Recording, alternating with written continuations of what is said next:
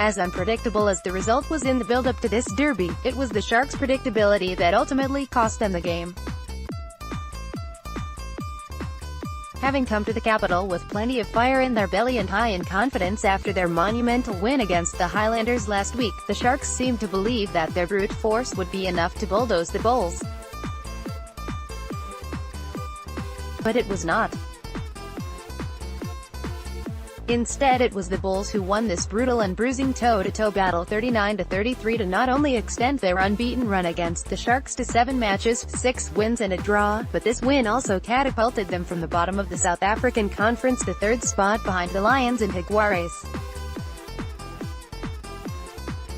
And just like they had done in Durban a month ago, the home side confronted the hard-running Sharks forwards with the same venom and brutality in the tackle, which more than often left the visitors out of ideas on attack.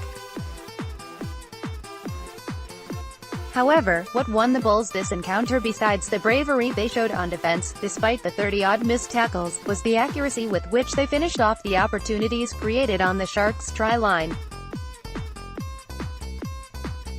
The men in blue were ruthless when they sniffed blood deep in Sharks' territory, and their 5 tries were well-worked masterpieces of how far they have come as a side under the mentorship of John Mitchell.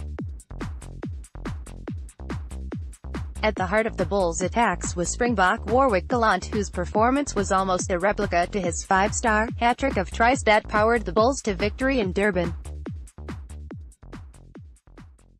Gallant once again tormented, taunted and toyed with the Sharks' defense with his deceptively fast injection of speed off the mark, timely grubbers, short passes and the overhead basketball pass.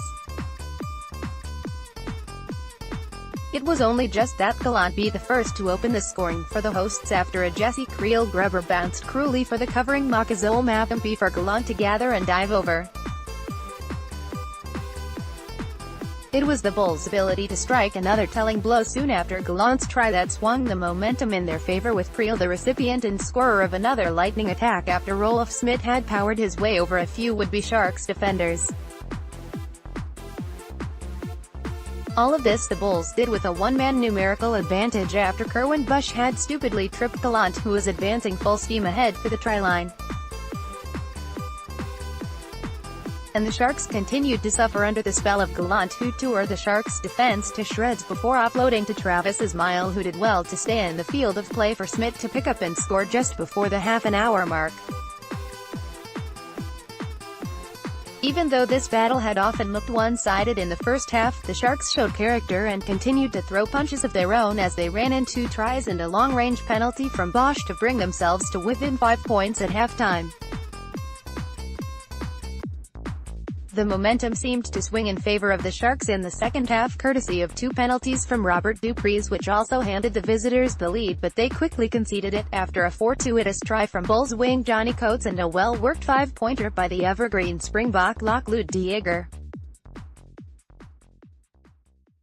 De Jager's try was the fatal blow to the Sharks, cause as the Bulls had opened up a 16-point gap with 12 minutes to play, which proved to be a bridge too far for the Sharks. Even though Jean-Luc du Preez crossed over the whitewash in the final 10 minutes, the only consolation the Sharks could get out of this predictable but commendable performance was a bonus point. The Bulls walked away deserved winners for the genius they showed on attack while wearing the hearts on their sleeves in defense.